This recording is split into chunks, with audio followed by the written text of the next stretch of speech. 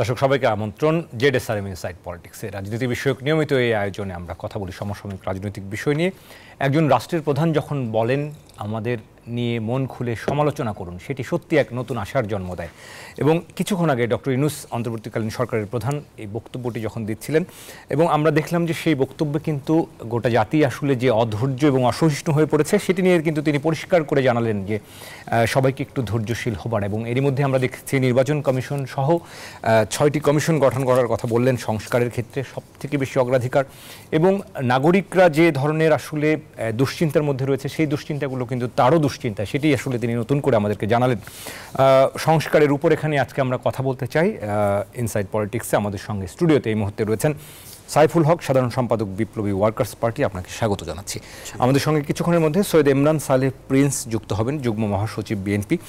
আমরা শুরুতে আপনার কাছে যে বিষয়টি জানতে চাইব, ডক্টর ইউনূসের এইমাত্র যে 2 মিনিট আগে আমরা যে বক্তব্যটি শুনছিলাম এবং বক্তব্যটি শেষ হলো, আমি দর্শকদেরকে বলছিলাম যে অনেকগুলো বিষয় তিনি আসলে তুলে ধরেছেন। যে জুলাই গণহত্যার স্মৃতি ধরে তিনি যে ফাউন্ডেশন তৈরির কথা বলেছেন, তিনি দাবি আদায় নিয়ে আমরা এই যে রীতিমতো যখন তখন সড়ক বন্ধ করে দিচ্ছি, পোশাক খাতে অস্থিরতা তৈরি করছি, সেটা থেকে বিরত থাকার আহ্বান জানিয়েছেন। সব মিলিয়ে মোটা দাগে তার বক্তব্যটিতে আসলে স্পষ্ট কিনা যে তিনি আসলে সত্যিকার অর্থেই রাষ্ট্রের সংস্কারে যথেষ্ট রকম মনোযোগী একটি রাজনৈতিক দলের নেতা হিসেবে এই বক্তব্যের এবং সর্বোপরি অন্তর্বর্তীকালীন সরকারের মূল্যায়ন জানতে চাইব আপনার কাছে। আমি আপনাকে ধন্যবাদ জানাই, আর দর্শক শ্রোতা যারা এই অনুষ্ঠানে দেখছেন তাদেরকে আমি শুভেচ্ছা জানাই। আমি আসতে যে আপনার গাড়িতে আসতে যে তার ভাষণ শুনছিলাম, আর আপনাদের স্টুডিওতে ঢোকার পরে ওনার ভাষণটা এইমাত্র শেষ হলো। প্রথম অংশটা আমি শুনতে পারিনি, কিন্তু আমার হাতে এখন ওনার ভাষণের পুরো কপিটা আছে। এটা তো পুরোটা আমার দেখার সুযোগ হয়নি। যেটুকু শুনেছি আর যেটুকু আমার এখন দেখার সুযোগ হয়েছে, আমার মনে হয়েছে যে তার এই বক্তব্যের মধ্যে তার গত 1 মাসের যে তৎপরতা, তিনি তার কাজের ব্যাপারে একটা বর্ণনা করেছেন। এবং আমার মনে হয় যে তিনি বেশ খোলামেলা কথা বলেছেন। কোন কোন ক্ষেত্রে কী কী উদ্যোগ নেওয়া হয়েছে, কী কী পদক্ষেপ নেওয়া হয়েছে, কী কী তৎপরতার তারা উদ্যোগ নিয়েছেন, আমার মনে হয় যে তিনি খুবই সুনির্দিষ্টভাবে সেগুলো উল্লেখ করেছেন। এটা একটা জায়গাটা।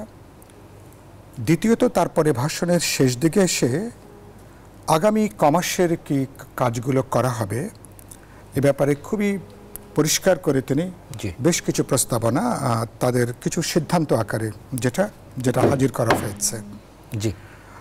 তো সেটা যেসব জায়গাতে সংস্কারগুলো দরকার, 6টা সংস্কারের জন্য 6টা কমিশন গঠনের তারপর একটা প্রস্তাব তিনি সেখানে করেছেন।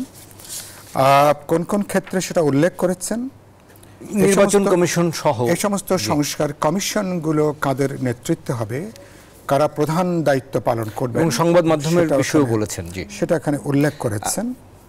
আরেকটা গুরুত্বপূর্ণ যেটা মনে হয়েছে যে যেটা 1 মাস কোন সরকার সম্পর্কে মূল্যায়ন করার যথেষ্ট সময় নয়, তার সম্পর্কে আপনি শেষ কথা বলবার জন্য যথেষ্ট সময়টা নয়।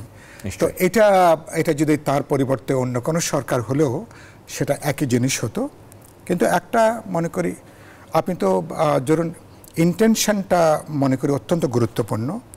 আমি মনে করি আজকের বক্তব্যের মধ্য দিয়েও সত্যি সত্যি তারা যেটা পরিবর্তন করতে চান, তারা যেটা রূপান্তরের একটা জমিন তৈরি করতে চান, সুনির্দিষ্টভাবে যে সমস্ত ক্ষেত্রে প্রশাসন, বিচার, নির্বাচন, অর্থনৈতিক ক্ষেত্রে যদি বলি অথবা দুর্নীতির ক্ষেত্র থেকে বলি, এরকম 6টাগুলো তিনি উল্লেখ করেছেন, যেগুলো নিয়ে আমি মনে করি যেটাকে আমি যথেষ্ট ইতিবাচক হিসাবে এটাকে দেখতে চাই। এবং আবার একটা উল্লেখ করেছেন যে 1 অক্টোবর থেকে কমিশনগুলো তার কাজ শুরু করবে এবং আশা করা হচ্ছে সম্ভবত এরপরে 3 মাসের মধ্যে কমিশন তার কাজ করে তাদের পরামর্শ সুপারিশগুলো করবেন এবং তারা রাজনৈতিক দলসহ গুরুত্বপূর্ণ স্টেক হোল্ডার যারা আছেন সবার সঙ্গে কথা বলবেন, আলোচনা করবেন, মত বিনিময় করবেন, কোন কোন ক্ষেত্রে কী কী সংস্কারগুলো হবে এ ব্যাপারে একটা ঐক্যমতের জায়গাটা তৈরি করা। আমি এই উদ্যোগ, এই তৎপরতা, এই মনোভাবকে আমি একটু ইতিবাচকভাবে এটাকে আমি দেখতে চাই। তো সেদিক থেকে তিনি শেষে যেটা বলেছেন যে 1 মাসের মধ্যে আমাদের যে অধৈর্যের যে জায়গাটা, জি, তো এটা কিন্তু আসলে হচ্ছে না, এটা বাস্তবে হচ্ছে। আর আমি অধৈর্যের আমি এখানে অভিযুক্ত করতে চাই না, কারণ হচ্ছে যে 16 বছর ধরে যেটা অবরুদ্ধ পরিস্থিতি ছিল, সেখানে অনেকেই স্বাধীনভাবে নিজের কথাটা বলতে পারেনি, দাবিটা উত্থাপন করতে পারেনি, কথাটা বলতে পারেনি। অনেকটা আমাদের এই অভ্যুত্থান একটা ফ্ল্যাট গেট বাস্তবে এটাকে ওপেন করে দিয়েছে। সেজন্য সমাজের প্রতিটা শ্রেণী, প্রতিটা গোষ্ঠী, প্রতিটা সমাজ তারা তাদের চিন্তা, তাদের সমস্যা, সংকট, তাদের দাবি তারা হাজির হচ্ছেন। দাবি হাজির করাটাকে আমি কোনো অন্যায়, এটাকে আমি বিবেচনা করি না, কিন্তু দাবিটা হাজির করবার ক্ষেত্রে ধরন যেটা, এই দাবি উত্থাপনের ধরনটা এখন যদি এটা জনদুর্ভোগের কারণ হয়, যদি এটা অস্বস্তির কারণ হয়ে থাকে, যদি এটা সাধারণ, যদি পুরো ধরুন একটা শহরকে, শিল্পাঞ্চলকে যদি অচল করে দেয়, তাহলে কিন্তু সেটা কিন্তু উদ্বেগ উৎকণ্ঠার কিন্তু জায়গাটা থাকবে। সেদিক থেকে তিনি আশ্বস্ত করতে চেয়েছেন যে আমাদেরকে সময়টা দেওয়ার জন্য, এবং আমি মনে করি দাবিগুলো শুনতে হবে, আলাপ আলোচনা করতে, কিন্তু সবগুলো দাবি যে আপনি কালকে বাস্তবায়ন করতে পারবেন এটা সম্ভব নয়। ধৈর্যটা লাগবে। আবার জনগণ, সমাজের বিভিন্ন অংশের, তাদের দিক থেকে এই বোধটা খুবই গুরুত্বপূর্ণ। মাত্র 1 মাস যে সরকারের বয়স, 16 বছরের আবর্জনা তো পরিষ্কার করাটা একটা গুরুত্বপূর্ণ বিষয়।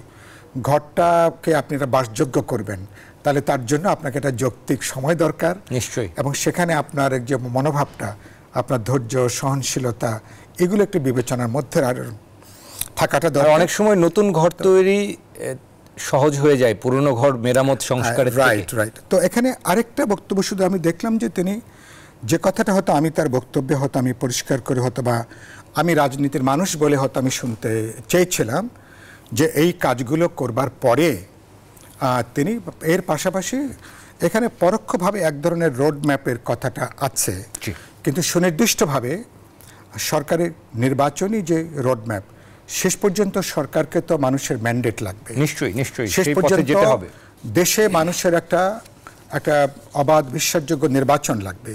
16 বছর ধরে যে মানুষ নির্বাচন দিতে পারেনি, ভোট দিতে পারেনি, 2-2.5 কোটি তরুণ ভোটাররা জানেই না যে ভোটটা কি। তাহলে সেদিক থেকে আপনাকে যে প্রয়োজনীয় এই সংস্কারগুলোর ব্যাপারে আলাপ আলোচনা করে গুরুত্বপূর্ণ দুটো বিষয় উল্লেখ করতে চাই। ধরুন 3 মাসের মধ্যে, অক্টোবর, নভেম্বর, ডিসেম্বর যদি ধরে নিয়ে, বছরের মধ্যে কোন কোন ক্ষেত্রে কী কী সংস্কারগুলো করতে হবে, আমি মনে করি সবাইকে যুক্ত করে আলাপ আলোচনা করে আমরা একটা প্রস্তাবনাটা তৈরি হলো। 6টা যে কমিশন একটা প্রস্তাব তৈরি করলো। সবগুলো নিশ্চয় অন্তর্বর্তী সরকারের দায়িত্বের মধ্যে পড়ে না। তাহলে অন্তর্বর্তী সরকার কোন কোন সংস্কার প্রস্তাবগুলো, কোন কোন কাজগুলো তারা তাদের টেনিওরে তারা সম্পন্ন করবেন, আর কোনগুলো আগামী পপুলারলি ইলেক্টেড হবেন, মানুষের ম্যান্ডেট থাকবে, কোনগুলো পরবর্তী জনপ্রতিনিধিরা যারা মানুষের সাধারণ ভোটে যারা নির্বাচিত হবেন, কোনগুলো তারা বাস্তবায়িত করবেন, এ ব্যাপারেও রাজনৈতিক দল এবং গুরুত্বপূর্ণ স্টেক হোল্ডারদের সাথে বোঝাপড়া লাগবে, সমঝোতা লাগবে, একটা ঐক্যমতের জায়গাটা লাগবে। কারণ রাজনৈতিক দল, কারণ রাষ্ট্র একটা রাজনৈতিক প্রতিষ্ঠান, শেষ পর্যন্ত রাজনৈতিক নেতৃত্ব বা রাজনৈতিক দলগুলো তাদেরকে আসলে এটাকে রাজনৈতিকভাবে এটাকে নেতৃত্ব দেবার প্রশ্নটা অত্যন্ত গুরুত্বপূর্ণ। সুতরাং এই কাজগুলোর পরে সে ব্যাপারে যদি বক্তব্যটা থাকতো, তাহলে আমি নিশ্চয়ই আরও অনেক বেশি আমার ভালো লাগতো বা আমি অনেক বেশি নিশ্চয়ই, আমার মনে হয় সেই সময়টাও আপনাদের দেওয়া উচিত, যেটি বলছিলেন যে 1 মাস সময়, সেটি নিশ্চয়ই আসবে পর্যায়ক্রমে। এবং এতগুলো সংস্কারের যে কাজ, এটি তো একটা দীর্ঘমেয়াদী, কিছুটা সময় তো মানে তাদেরকে নিশ্চয়ই দেওয়া উচিত এবং দেওয়া প্রয়োজনও। এটা আসলে রাষ্ট্র মেরামতের কাজটা যথেষ্ট কঠিন এবং যথেষ্ট সময় সাপেক্ষ বটে। যে ধরনের উদ্যোগগুলো তারা নিয়েছেন, কিছুটা তো নিশ্চয়ই সময় সাপেক্ষ না, কিন্তু সবগুলো সংস্কারটা আমি ইতিমধ্যে গত 1 মাসে আমি বহুবার বলেছি কোথায় কি সংস্কার দরকার, কি পরিবর্তন দরকার, কি গণতন্ত্রের রূপান্তর দরকার। অন্তর্বর্তী সরকার তারা এক ধরনের বলতে পারেন ফ্যাসিলিটেটরের ভূমিকা তারা পালন করতে পারেন, তারা পুরো জিনিস এক ধরনের মডারেটরের ভূমিকা তারা পালন করতে পারেন, বোঝাপড়া করে। দিজ আর দ্য থিংস আমরা আমাদের এই টেনিওরে আগামী 3 মাস কি 6 মাসে বা ধরুন 7-8 মাসে বা 1 বছরের মধ্যে এই জিনিসগুলো আমরা কার্যকারী করতে চাই, প্রোভাইডেড আপনারা এটাকে একমত হচ্ছেন, সবাই আমরা সম্মতি দিচ্ছি, এ ব্যাপারে কোনো কিন্তু বিতর্ক থাকবে না।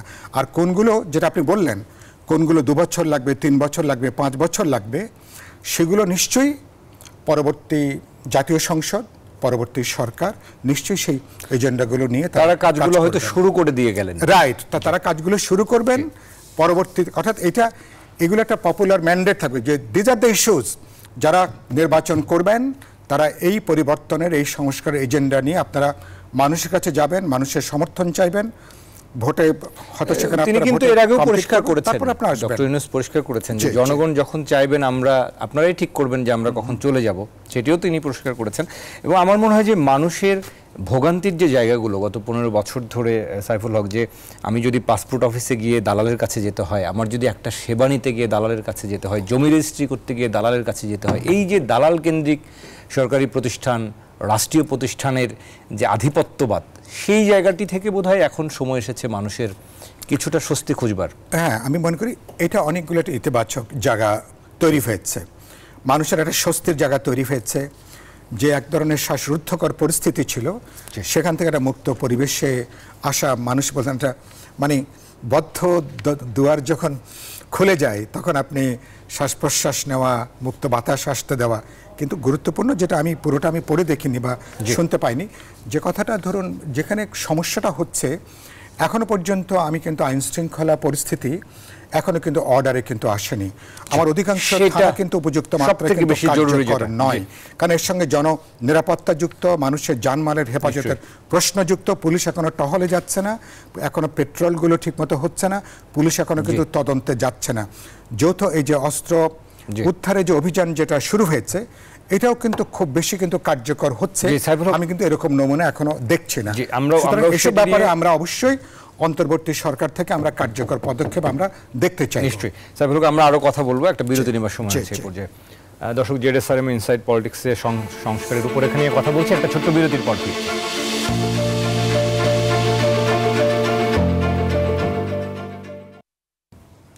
দর্শক, বিরতির পর আরও একবার স্বাগত জেডএসআরএম ইনসাইড পলিটিক্স। আমরা কথা বলছি সংস্কারের রূপরেখা নিয়ে। আমাদের সঙ্গে দুজন অতিথি রয়েছেন, সাইফুল হক, সাধারণ সম্পাদক, বিপ্লবী ওয়ার্কার্স পার্টি, এবং এই মুহূর্তে এসে যোগ দিয়েছেন সৈয়দ ইমরান সালেহ প্রিন্স, যুগ্ম মহাসচিব, বিএনপি। স্বাগত জানাচ্ছি। ধন্যবাদ।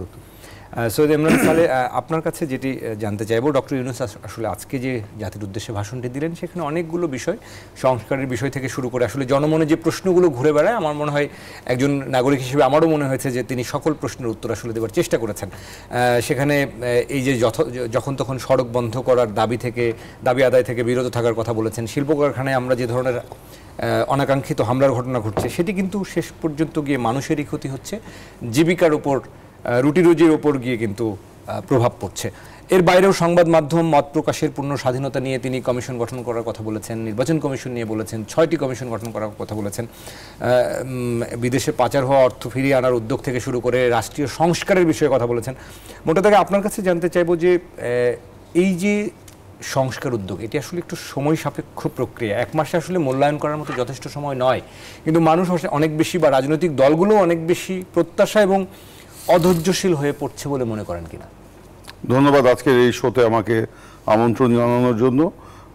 একই সাথে দুঃখ প্রকাশ করছি একটু দেরিতে পৌঁছার জন্য, রাস্তায় যানজটের কারণে, যানজট নিয়েও আজকে কথা বলেছেন ডক্টর, কারণে আমাকে একটু দেরিতেই পৌঁছাতে হলো, এই জন্য আমি আন্তরিকভাবে দুঃখিত। না, আমি দেখছিলাম প্রধান উপদেষ্টা মহোদয় তিনি জাতির উদ্দেশ্যে ভাষণ দিয়েছেন।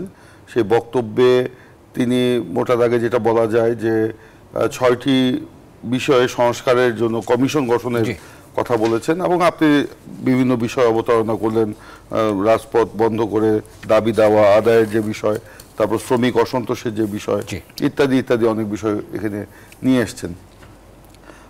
আমরা প্রথমে বলি যে আমরা একটি সংস্কার চাই, রাজনৈতিক দলগুলো সংস্কার চায়। আমাদের আন্দোলনের যে মূল বিষয় ছিল, আপনারা জানেন যে একটি গণতন্ত্র পুনঃপ্রতিষ্ঠা, এবং একই সাথে আওয়ামী লীগ এই রাষ্ট্র নামক, বাংলাদেশ রাষ্ট্র নামক যে রাষ্ট্রটি রয়েছে, এটাকে যে ভেঙে চুরে একদম চুরমার করে দিয়েছে, এবং এখানে রাষ্ট্র ব্যবস্থা ভেঙে পড়েছিল।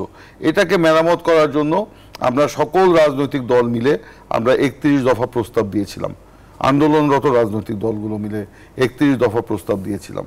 সেই 31 দফার মধ্যেই কিন্তু সংস্কারের মূল বিষয়গুলো রয়েছে। তারপরও আমরা বলেছি যে এই যে সাম্প্রতিক ছাত্র জনতার যে মানে ছাত্র জনতা এবং রাজনৈতিক শক্তির যে সম্মিলিত যে আন্দোলন, সেই আন্দোলনের যে তারুণ্যের যে একটা আকাঙ্ক্ষা, জনগণের যে একটা আকাঙ্ক্ষা, সেইটাকে আমরা ধারণ করে আরও কিছু যদি সংস্কার প্রস্তাব নিতে হয়, আমরা নিতেও রাজি আছি। প্রধান উপদেষ্টা যে এই সংস্কারের কথা বলেছেন, আমরাও এই সব ইস্যুতেই সংস্কারগুলো চাই, আমরা স্বাগত জানাই। তবে আজকে আপনি আমাকে প্রশ্ন করার শেষে যে মানে কথা বলেছেন অধৈর্য হওয়ার বিষয়টা, রাজনৈতিক দলগুলো এবং জনগণের যে অধৈর্য হওয়ার বিষয়টা রয়েছে, এইটা একটা স্বাভাবিক ব্যাপার। আমাদের এখানে বাংলাদেশের যে রাজনৈতিক কালচার, সেখানে আপনার গণতন্ত্র ছাড়া কিন্তু এখানে চলবে না। অনির্বাচিত সরকার আপনার দীর্ঘদিন যদি রাষ্ট্র পরিচালনা করতে চায় এবং এরকম গুরুত্বপূর্ণ এবং ইস্যুগুলোতে নিয়ে যদি কাজ করতে চায়, সেখানে অবশ্যই একটা জাতীয় ঐক্যমত্য সৃষ্টি করতে হবে। আমরা কিন্তু অন্তর্বর্তীকালীন সরকারকে তারা কিন্তু জোর করে বসেননি, আমাদের প্রয়োজনে আমরা বলেছি, হ্যাঁ বসেছি, এবং তারা কিন্তু বলেছি চাচ্ছেন না জোর করে। আমরা জোর করে, আমি কিন্তু সেই কথাটা বলতে চাচ্ছি না, বলবো না আমি। আমরা এই সরকারকে পূর্ণ সমর্থন দিয়েছি, আমাদেরই আন্দোলনের ফসল এই সরকার, পূর্ণ সমর্থন দিয়েছি এবং এই সরকারের কাজগুলোকেও আমরা অনুমোদন দিচ্ছি। কিন্তু আপনার এটা একটা রোড ম্যাপ প্রয়োজন। আপনার বলতে হবে যে এই পর্যন্ত আমরা কাজটা করব, এখানে এই কাজগুলো করব, তার মধ্য দিয়েই জাতি কিন্তু আশ্বস্ত হবে, রাজনৈতিক দলগুলো কিন্তু আশ্বস্ত হবে।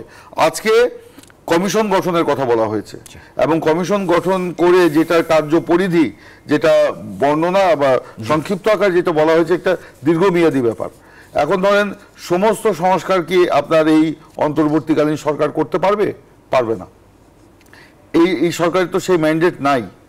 আপনার অতি জরুরি যে সংস্কারগুলো রয়েছে অগ্রাধিকার ভিত্তিতে, সেই সংস্কারগুলো করে রাজনৈতিক দলকে অন্যান্য সংস্কারের ব্যাপারে কমিটমেন্ট আদায় করে একটা নিরপেক্ষ নির্বাচনের মধ্য দিয়ে জনপ্রতিনিধিত্বশীল সরকার গঠন করে, জনপ্রতিনিধিত্বশীল সংসদ গঠন করে, সেই সংসদের মাধ্যমে একটি টেকসই সংস্কারের দিকে আমাদেরকে যেতে হবে। এখন যদি আমরা মনে করি যে এই সরকারকে দিয়ে আমরা সব করাবো, তাহলে এটা আমার মনে হয় সঠিক হবে না। সেই জন্যই আজকে যে আপনি বললেন অধৈর্য হয়ে পড়ছেন, অধৈর্য আমরা হচ্ছি না কেউ। আমরা অত্যন্ত মানে শান্তিপূর্ণভাবে এবং মাথা ঠান্ডা করে কিন্তু আমরা কাজগুলো করছি। আজকে মানুষকে ধৈর্য ধরা, যতক্ষণ পর্যন্ত মানুষ ধৈর্য ধরতে পারবে, আপনাকে সেই পর্যন্তই যেতে হবে। অধৈর্য হয়ে পড়লে কিন্তু জিনিসটা কি হয় 111-এর পরে জরুরি অবস্থা সরকারের সময় সেই বিষয়ে তাদের তৎপরতা রয়েছে এবং সেই বিষয়গুলো আমরা বুঝতেও পারছি। আমরা ইমরান সালেহ প্রিন্স, আপনার কাছে আবার আসবো। সাইফুল হক যদি ছোট্ট করে কিছু যোগ করেন, বিশেষ করে আমি বলবো আইন শৃঙ্খলা পরিস্থিতি নিয়ে এবং এই যে অস্থিরতা, শিল্প কারখানা কিন্তু অর্থনীতি শেষ পর্যন্ত কিন্তু রক্তক্ষরণ হচ্ছে অর্থনীতিতে। হ্যাঁ, আমি ইতিমধ্যে উল্লেখ করেছি, প্রথমত হচ্ছে আপনাকে আইন শৃঙ্খলা রক্ষা তো মনে করি একেবারেই সরকারের অগ্রাধিকার। সেখানে কোথাও কি মনে হচ্ছে প্রশাসন সহযোগিতা করছে না সরকারকে? সেটা তো সরকারের তারপরে খোঁজার ব্যাপার আছে। আমি বলছি অধিকাংশ ক্ষেত্রে পুলিশের সামগ্রিক যে শক্তি, সেই শক্তিটা এখনো পর্যন্ত থানাগুলোতে সক্রিয় নয়। আমি যেটা বললাম, পুলিশ পেট্রোল যেটা, সেটা পর্যন্ত নাই। তদন্তগুলোর ক্ষেত্রে এখনো পর্যন্ত আমি দেখছি অধিকাংশ ক্ষেত্রে তদন্তে যাচ্ছে না, অথবা একটা গা ছাড়া দেওয়া একটা কিন্তু মনোভাব। কারণ আমাদের আর তো এই জায়গাটা কেন, মানে মনস্তাত্ত্বিকভাবে পুলিশ যেই নেতিবাচক জায়গায় গেছে, আগেকার সরকারকে ক্ষমতায় রাখার সাথে পুলিশের বাড়াবাড়ি, পুলিশের কর্তৃত্ব, পুলিশের গণবিরোধী ভূমিকা, গণহত্যা থেকে শুরু করে বিরোধী দল দমনে পুলিশ পরিকল্পিতভাবে যে ভূমিকাটা পালন করে এসছে, এখন বরং মনস্তাত্ত্বিকভাবে এই জায়গাটা পুলিশের মধ্যে গভীর একটা জায়গা তৈরি হয়েছে। তাহলে পুলিশ ও আইন শৃঙ্খলা রক্ষার এর একটা গুরুত্বপূর্ণ সংস্কার, এদের মনোজগতের সংস্কার দরকার। এদের একেবারে পোশাক পরিবর্তন থেকে শুরু করে অনেকগুলো গুরুত্বপূর্ণ সংস্কারটা লাগবে। আমি নিশ্চয়ই চাইবো যে এই ক্ষেত্রে আপনি পোশাক শ্রমিক যেটা বললেন, আমরা নিশ্চয়ই যেই কোনো সচেতন শ্রমিক কোনো কারখানা ভাঙচুরের সঙ্গে যুক্ত থাকতে পারে না, সেই শ্রমিক তার নিজের ভেতরের অনিশ্চয়তা তৈরি করছে। কারণ যেই কারখানা তার জীবিকার অংশ, যেই কারখানা সে শ্রমটা বিক্রি করলে তার পরিবারটা চলে, সুতরাং যারা যুক্ত রয়েছে মনে করেন এখন যেটা চলছে এর অনেকটাই শ্রমিক আন্দোলন নয়, এটা ফলে আমরা এগুলো বিবেচনার মধ্যে রেখে নিশ্চয়ই এগুলো আমাদের অগ্রাধিকার থাকবে। দায়িত্বশীল রাজনৈতিক দল হিসাবে আমরা শ্রমিকদের দাবি নিয়ে আমরা উচ্চকণ্ঠ, সেখানে নিশ্চয়ই আমরা আলাপ আলোচনা বঞ্চিত হয়েছে এই 15 বছরে, নিশ্চয়ই তাদেরও অনেক দাবি রয়েছে। কিন্তু শ্রমিক আন্দোলনের নাম করে আবার ধরুন যে ভাঙচুর যেটা, সেই ভাঙচুরকে তো নিশ্চয়ই আমরা গ্রহণ করব। আমরা আরেকটা ছোট্ট বিরতি নেবার সময় হচ্ছে, বিরতি থেকে ফিরে এসে কথা বলবো। সৈয়দ ইমরান সালেহ প্রিন্স আমরা আরো কথা বলছি। দর্শক ইনসাইড একটু পর সাথে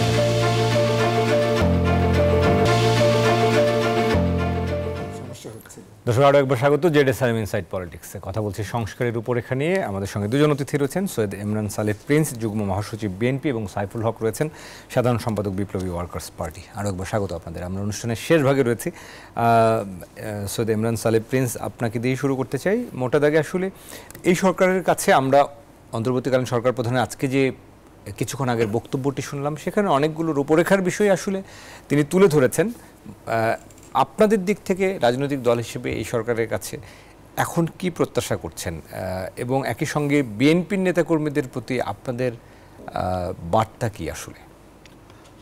প্রথম কথা হলো, অন্তর্বর্তীকালীন সরকার যেটা গঠিত হয়েছে একটা ছাত্র গণবিপ্লবের মধ্য দিয়ে এটা গঠিত হয়েছে। হাজারো মানুষের মানে প্রাণের বিনিময়ে এই সরকার গঠিত হয়েছে। এই সরকারের কাছে প্রত্যাশা থাকাটাই স্বাভাবিক। প্রথম প্রত্যাশা হচ্ছে যে বাংলাদেশকে একটি গণতান্ত্রিক দেশে রূপান্তর করার প্রত্যাশা, এবং এই জন্য একটি অতি দ্রুত অতি প্রয়োজনীয় সংস্কারগুলো করে আপনার একটি নির্দলীয় না, একটা নিরপেক্ষ মানে নির্বাচন ব্যবস্থা কায়েম করে জনগণের প্রতিনিধির হাতে ক্ষমতা হস্তান্তর করা, এবং এমন একটা কাঠামো তৈরি করে রাখা যাতে এই সংস্কারগুলো পরবর্তী সরকার এসেও সেটা কন্টিনিউ করতে পারে। আর আমাদের মনে রাখতে হবে, সংস্কার কিন্তু একটা চলমান প্রক্রিয়া। এটা আমি আজকে একটা করলাম, এইটা যে আবার 10 বছর পরে দেখা যাবে, এইটাও কিন্তু পরিবর্তনের বিষয় আসবে, তখনও কিন্তু পরিবর্তন করতে হবে। তারা কিছু নির্দিষ্ট বিষয় বলেছেন যে বিষয়গুলোতে আসলে সংস্কার করতে চান। হ্যাঁ, আমরাও আমাদের যে 31 দফা রয়েছে সেখানেও কিন্তু এই 6টি না আরো অনেক বিষয়ে সংস্কারের ব্যাপার কিন্তু আপনারা কি মনে করেন যে রাতারাতি 6 মাস পরে সরকার যদি নির্বাচন দিয়ে দেয়, তাতে করে বাংলাদেশে সেই পরিবেশ আছে, যে সেই সংস্কৃতি আমাদের আছে, যে এই মানে আরেকজন নির্বাচন পরিবেশ হয়ে গেল এবং তারা রাষ্ট্র চালাচ্ছেন সুন্দরভাবে? না, দেখুন, আমরা একটি বিষয় আপনার মনে রাখতে হবে। আমাদের ভারপ্রাপ্ত চেয়ারম্যান তারেক রহমান সাহেব তিনি একটি পলিসি স্টেটমেন্ট কয়েকদিন আগে দিয়েছিলেন। তিনি বলেছেন যে এই যে পরিবর্তনটা হলো, এটা শুধুমাত্র ক্ষমতার হাত বদল নয়, এই পরিবর্তনটা রাষ্ট্র এবং রাজনীতির পরিবর্তন।